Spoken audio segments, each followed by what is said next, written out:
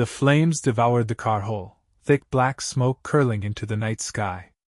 Heat pulsed against my face, but I couldn't move.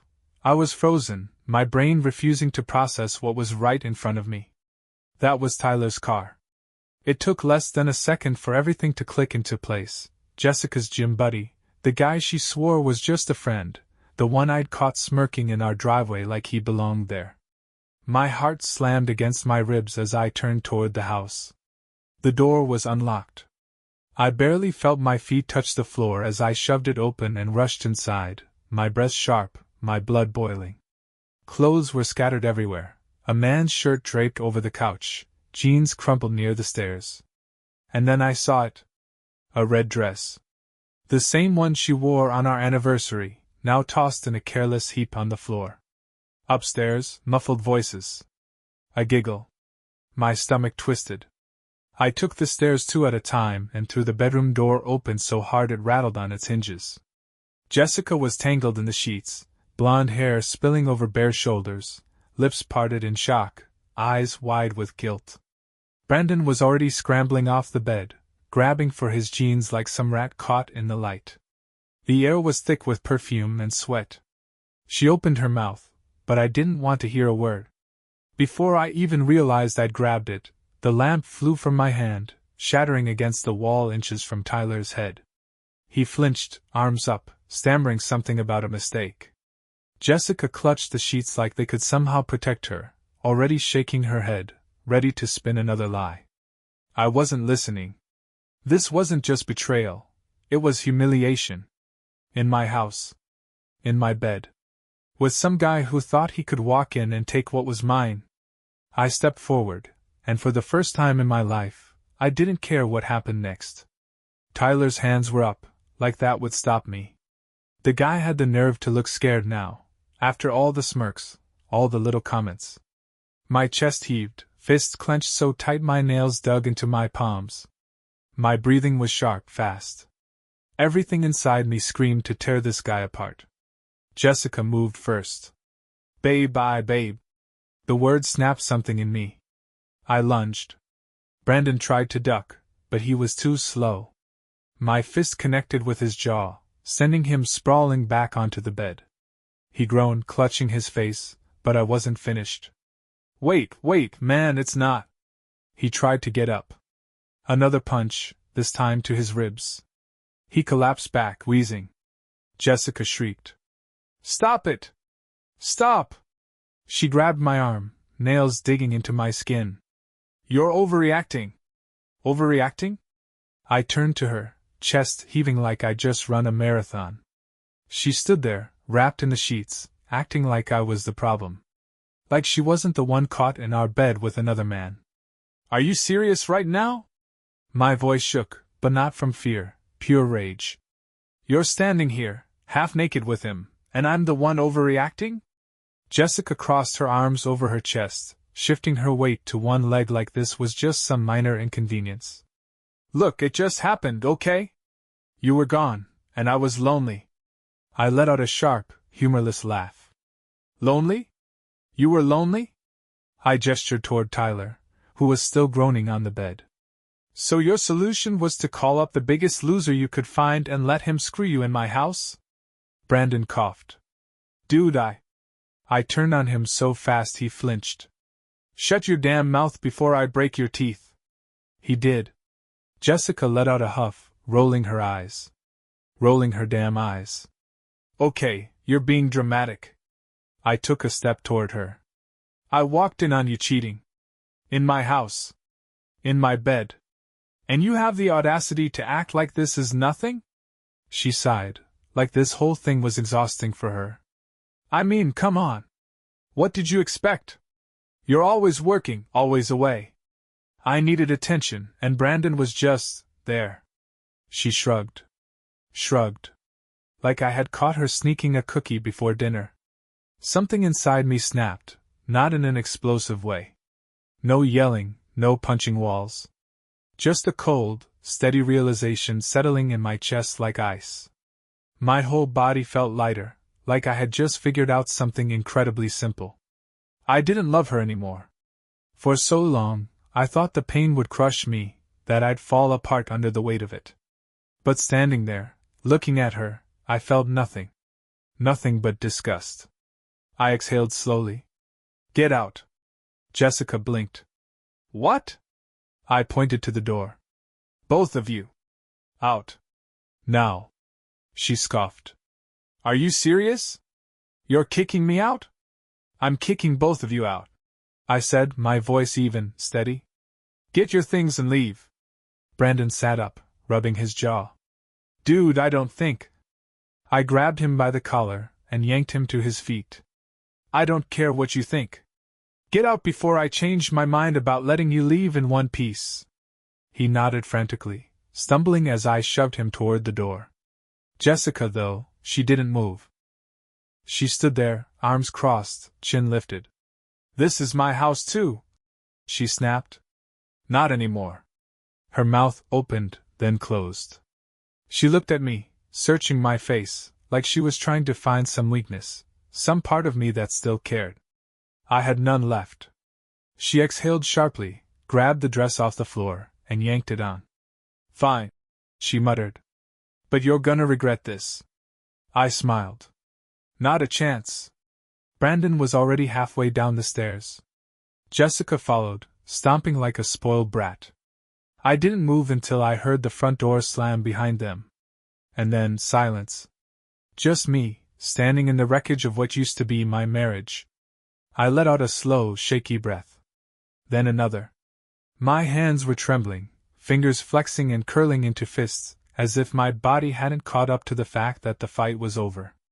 My pulse still pounded in my ears, adrenaline refusing to fade, buzzing beneath my skin like an exposed wire.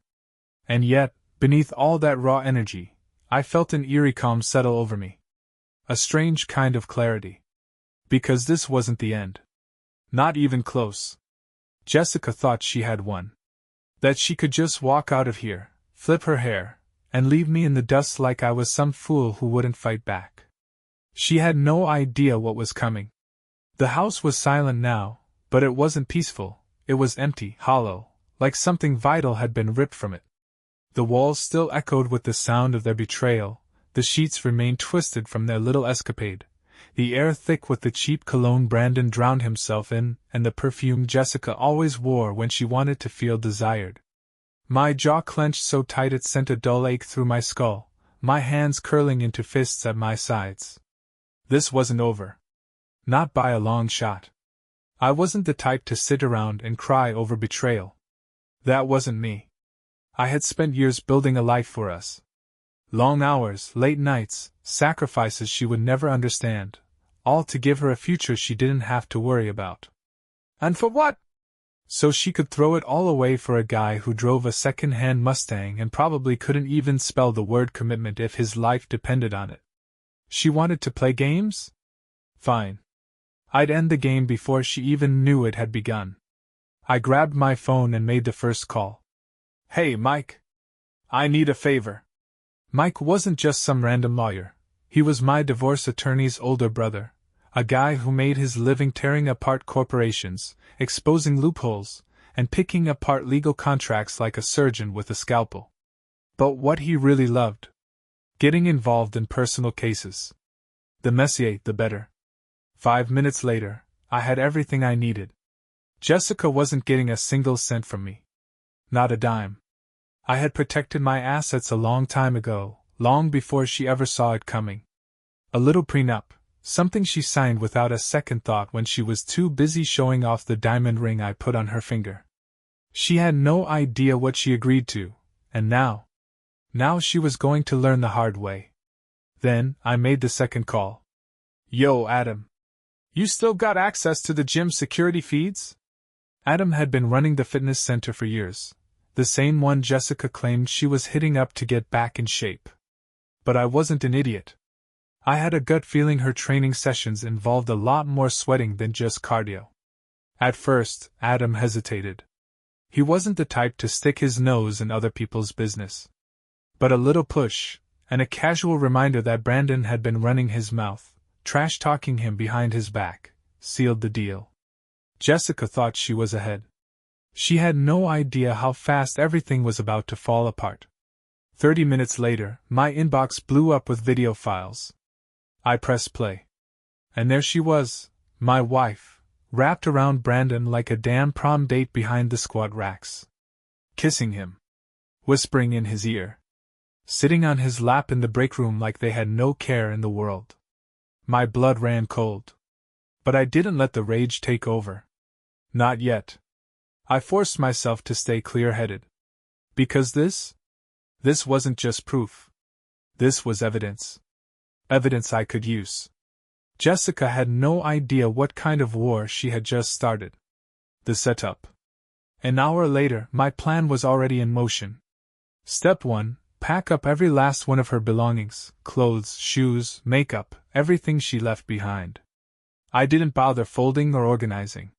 Just stuffed it all into black trash bags like the garbage it was. There was no way I was letting her step foot back in this house. Not even to grab a damn toothbrush. Step 2. Change the locks. By the time she realized she was locked out, I'd already be 3 steps ahead. Step 3. Lure Brandon into the perfect trap.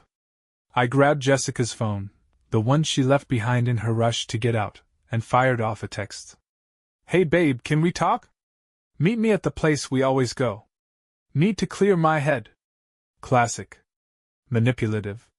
Exactly the kind of guilt-tripping garbage she'd actually say. 15 minutes later, the response came in. Of course, baby. See you soon. I smirked. Perfect. The ambush.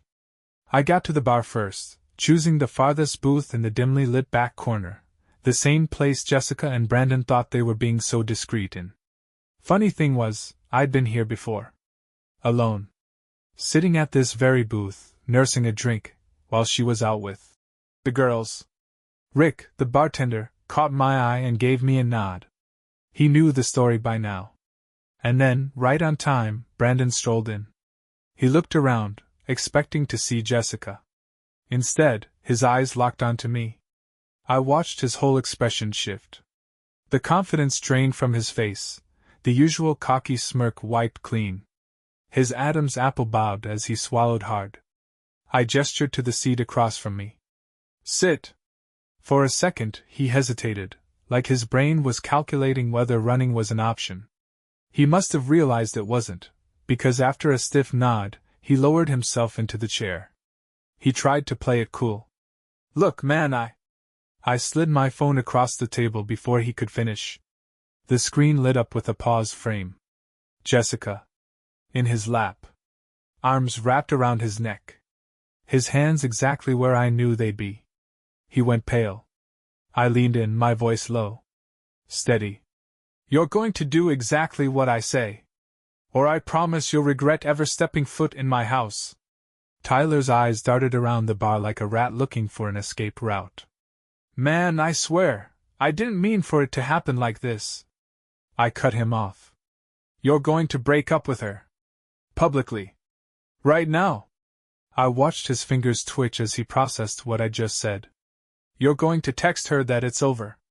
That she's not worth the trouble. That she should never contact you again.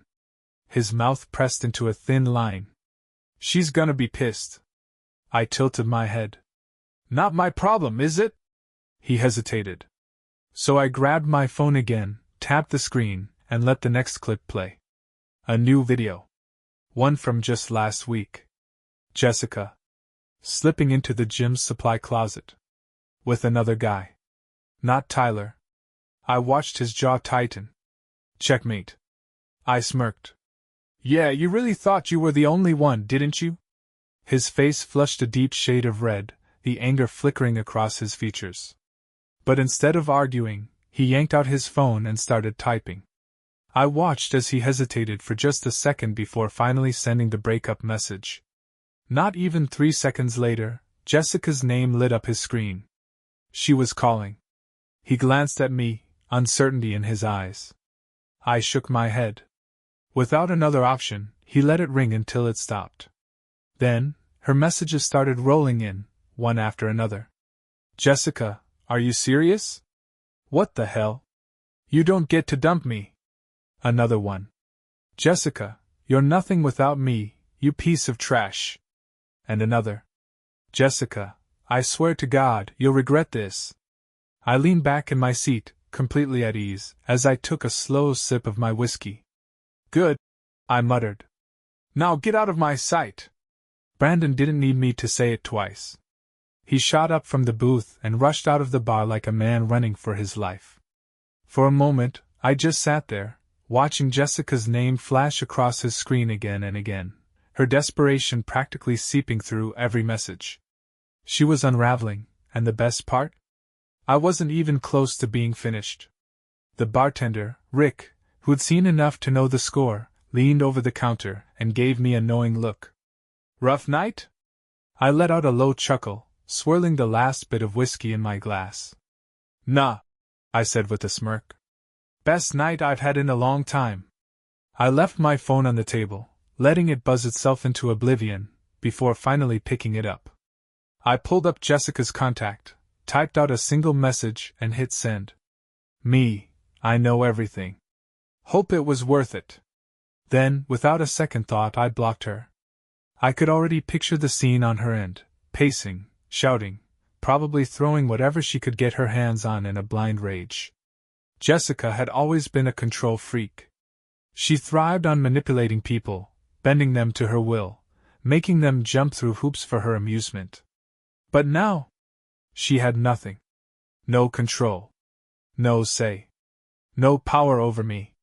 I tossed a few bills onto the bar, downed the last sip of my drink, and walked out into the night. I still had work to do. The aftermath. The next morning, the call I had been waiting for finally came through. Not on my phone, she was still blocked. No, Jessica had to get creative. The caller ID read unknown number. I let the phone ring twice before finally answering. For the first time in years, she actually sounded nervous. Good. We need to talk, she said, her voice tight, controlled, but I could hear the edge of panic underneath. I almost laughed. Talk? Talk about what, exactly? How you got caught screwing around? She inhaled sharply, no doubt bracing herself. Don't be childish, she snapped. Let's just sit down and handle this like adults. I scoffed. Adults? That's rich coming from you. You had your chance to act like an adult, Jessica. You could have been one when you were sneaking around behind my back, spreading your legs for Tyler. But sure, let's talk. Let's talk about how you're not getting a damn dime from me. Let's talk about how you're locked out of the house. Let's talk about...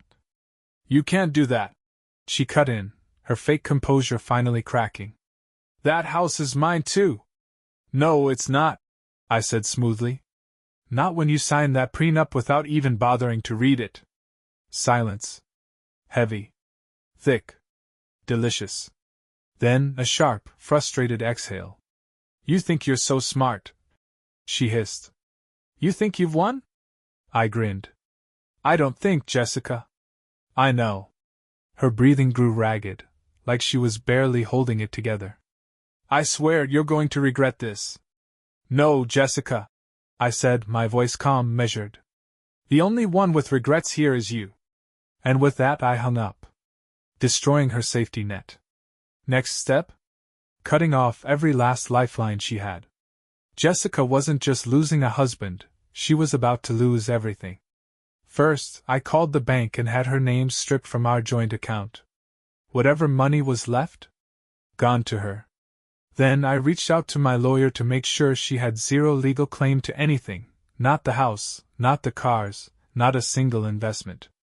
Every last bit of it was mine. And then came the fun part. I made a few calls to our so-called mutual friends, the ones I knew had a strict zero-tolerance policy for cheaters. Hey, just a heads up. If Jessica reaches out looking for a place to stay, you might want to check under the bed first. She's probably bringing her next side piece with her. The replies came in almost instantly. Ryan, no ***king way she did that to you. What a snake. Brittany, knew she was shady. I'll spread the word. She's not getting any sympathy from me. Jared, she's done. No one's gonna help her after this. Perfect. Jessica thrived on attention, admiration, validation. She needed to be adored. Now, she had nothing. The public meltdown.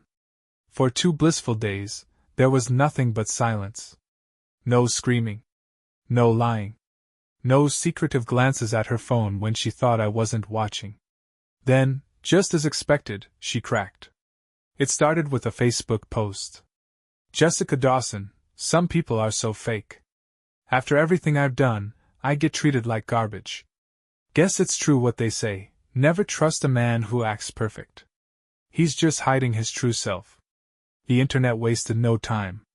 Megan, didn't you cheat? Brandon, LMAO, imagine trying to play the victim when you got caught. Sophie, this is embarrassing. Girl, just take the L and go. She tried to fight back, responding to a few comments, scrambling to twist the narrative in her favor. But the internet never forgets. Screenshots of her gym affair started making the rounds. Someone even posted the actual security footage. By the next morning, her entire account was wiped. Deleted. Game over. I leaned back in my chair, stretching my arms over my head. Checkmate. The last play. A week later, the final piece of the puzzle fell into place. A message from Madison, one of Jessica's old coworkers. Madison, hey, I don't know if you care, but Jessica is trying to move in with Tyler. She's practically begging him to take her back. I smirked. Is she now? Seconds later, another message popped up. Madison, he rejected her. Hard. Told her she was too much drama. I laughed out loud. Tyler, the same guy who thought sneaking around with another man's wife made him some kind of big shot, had thrown her away, too. Now Jessica had nothing. No husband. No lover. No money. No home. I grabbed a burner phone and sent one last message. Me, enjoy your new life, Jessica. You built it yourself. No reply. But I knew she saw it. I set my phone down, took a deep breath, then stepped outside. The sun felt warmer. The air crisper. For the first time in years I felt free. And I wasn't looking back.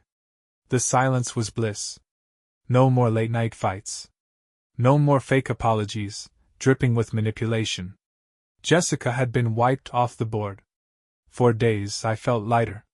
No more looking over my shoulder, wondering if the woman beside me was secretly laughing at my expense. No more questioning if my life had been nothing but a well-crafted illusion. But I wasn't done yet. The downward spiral. Jessica must have convinced herself she could slither back to Tyler, that maybe, just maybe, she could salvage some shred of her old life. But when he discarded her like a broken toy, she snapped. It started small. A few calls from unknown numbers. I never picked up. Then she got bolder. She showed up at my office. Big mistake. I was in the middle of a meeting when the receptionist buzzed in. Sir, your wife is here. She's making a scene. I leaned back in my chair, fighting the urge to laugh. Ex-wife. Right. Do you want me to call security? I switched to the security feed and pulled up the cameras. And there she was, standing in the lobby, wild-eyed, swallowed up in a cheap hoodie, like she hadn't seen a bed in days. This wasn't the confident, high-maintenance woman who used to strut around like she owned the world. She looked miserable. Pathetic. I grabbed my phone and made a quick call. 2 minutes later, security had her out the door, kicking, screaming, completely unraveling. The next time she tried? She didn't even make it past the front entrance. By then, I'd already secured a restraining order. Jessica Dawson was officially locked out of my life. The public meltdown. Her desperation only made her spiral faster. She had one last card to play, a social media pity party. Jessica Dawson, I just want the truth to be known. My ex was abusive, controlling, financially manipulative. I gave him everything, and he destroyed me. Too bad for her, I came prepared. Screenshots.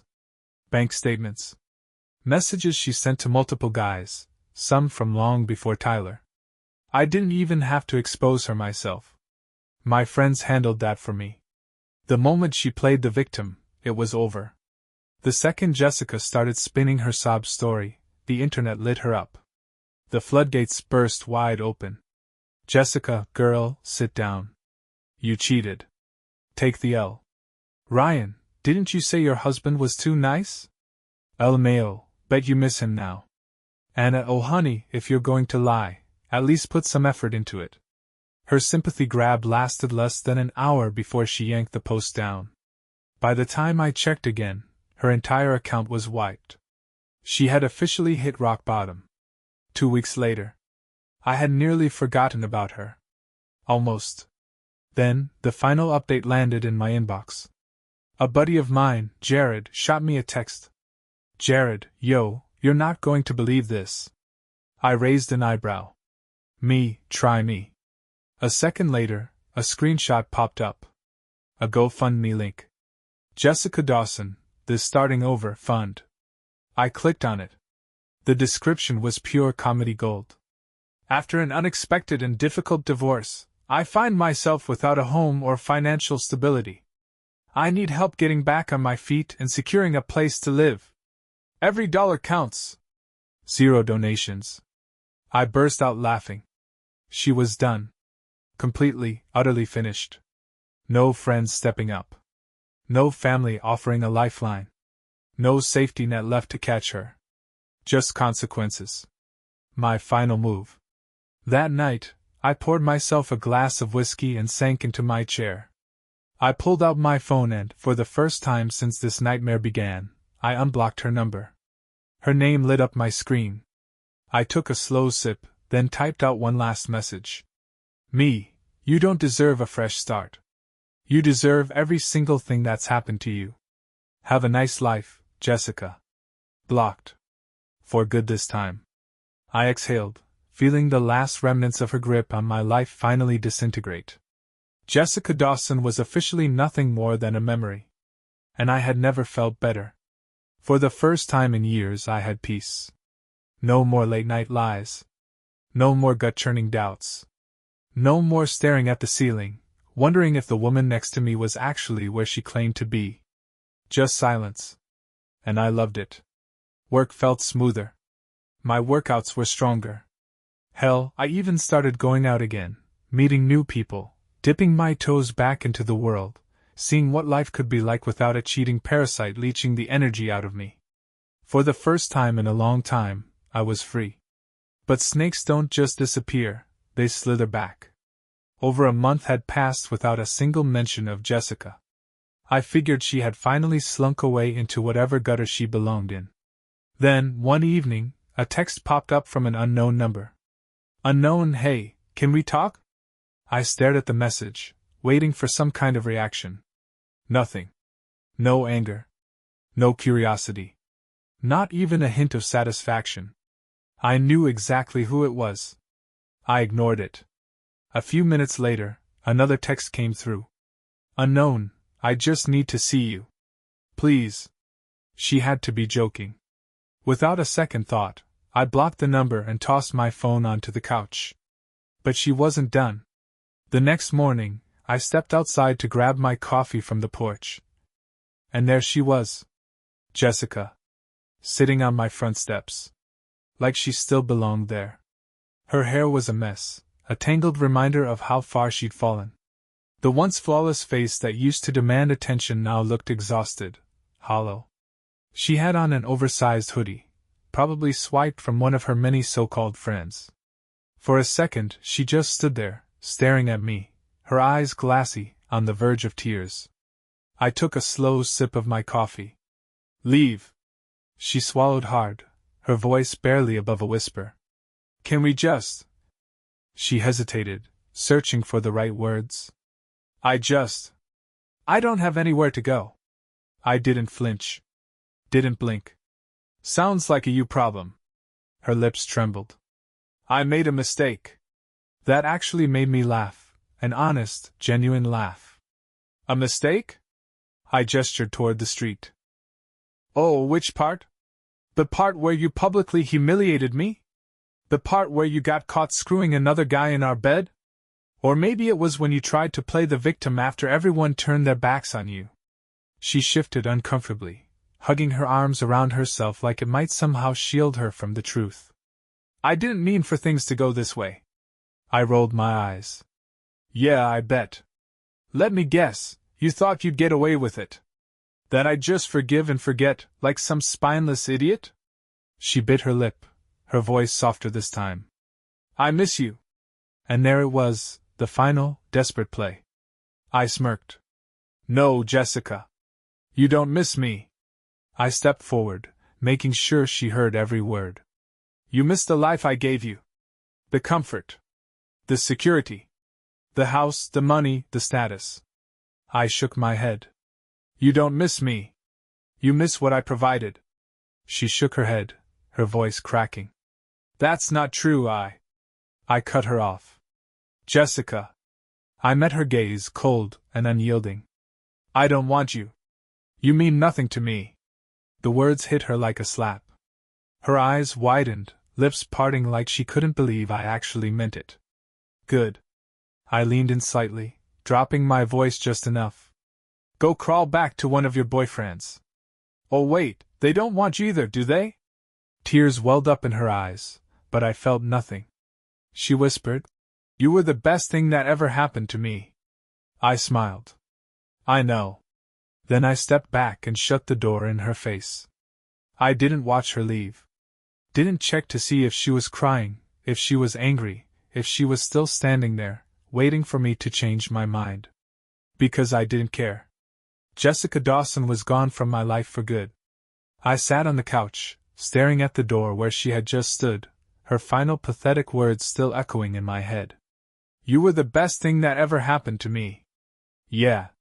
No sh*t. She thought saying that would change everything. That I'd see the regret in her eyes, feel sorry for her, maybe even let her back in. Not a chance. The second I closed that door, I knew this was the last time she'd ever step foot in my life. I grabbed my phone and checked the cameras. She was still standing there, arms wrapped around herself like a lost puppy. Pathetic. She had no backup plan. No safety net. Every man she had used, manipulated, and tossed aside had done the same to her in the end. Karma's A**tch, isn't it, Jessica? I let her stand there, let her soak in the reality she had built for herself. No safety net. No backup plan.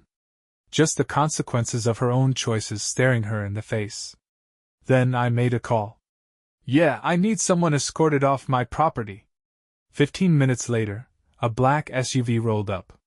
Two guys stepped out, both built like B-Mike walls. Jessica's eyes widened. That was all it took. She finally got the message.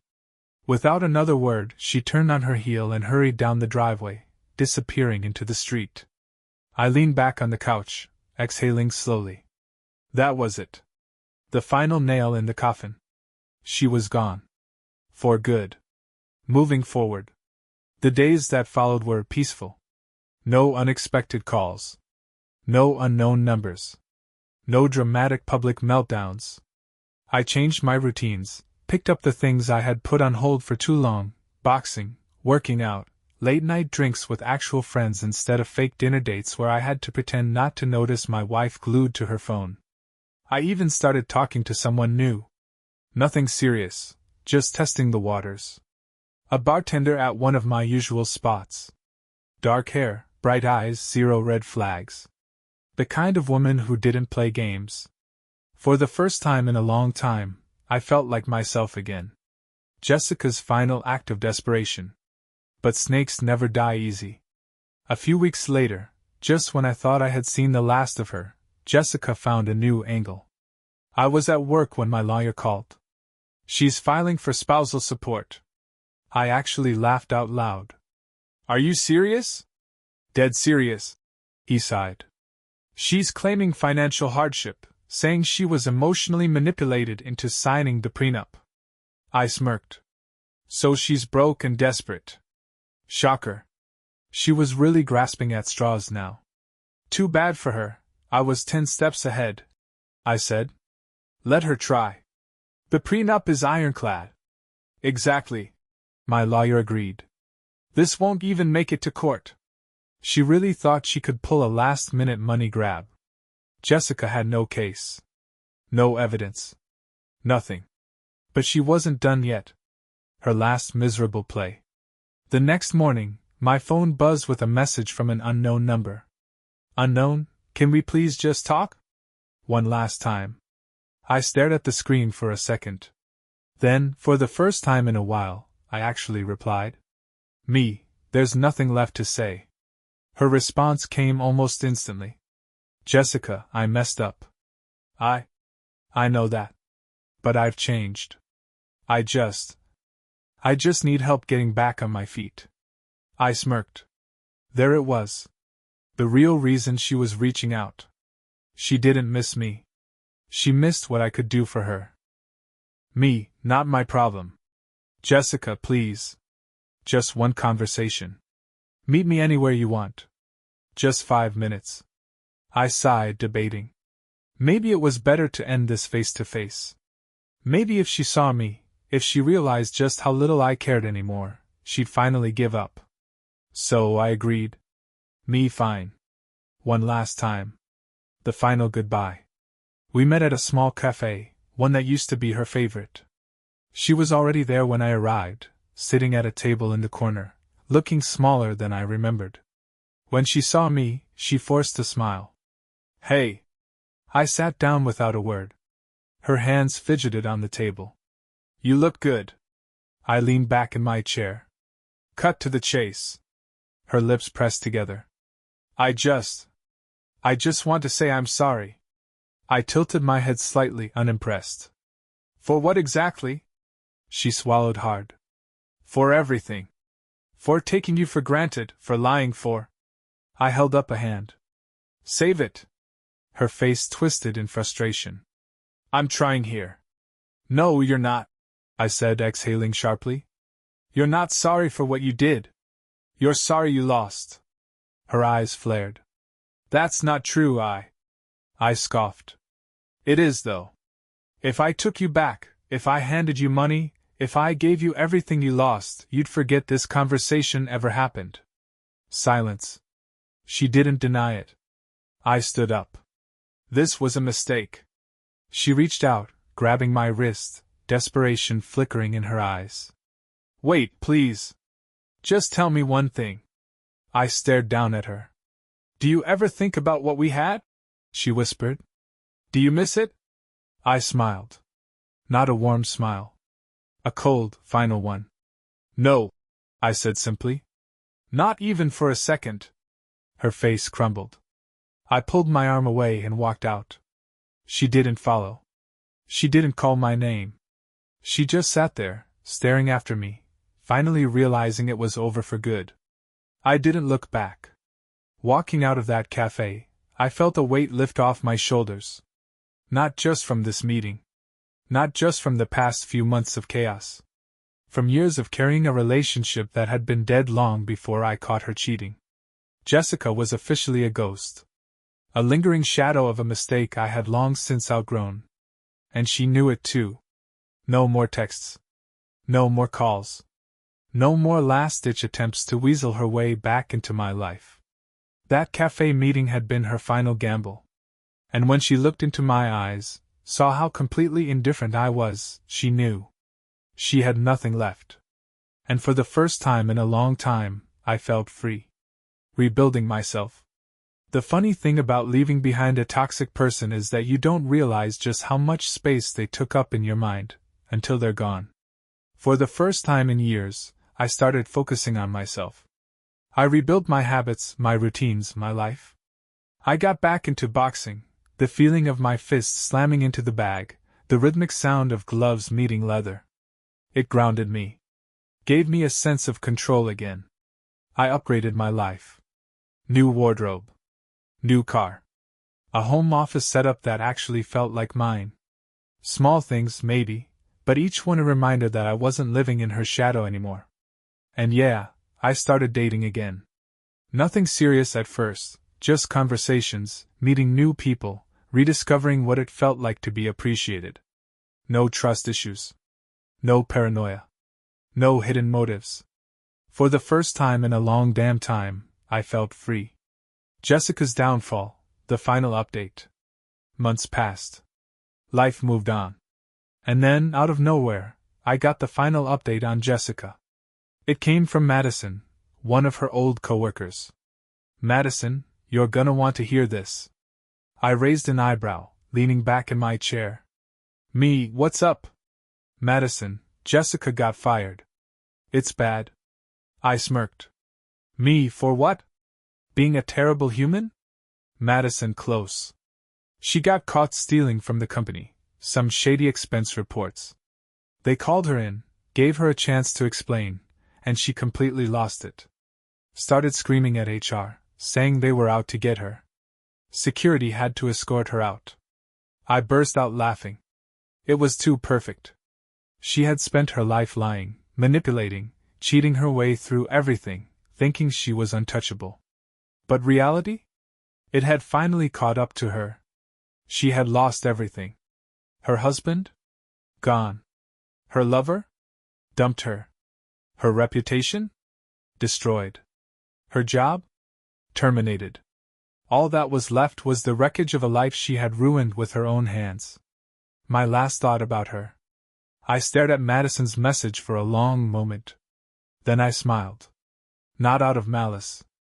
Not out of revenge. Just satisfaction. She got exactly what she deserved.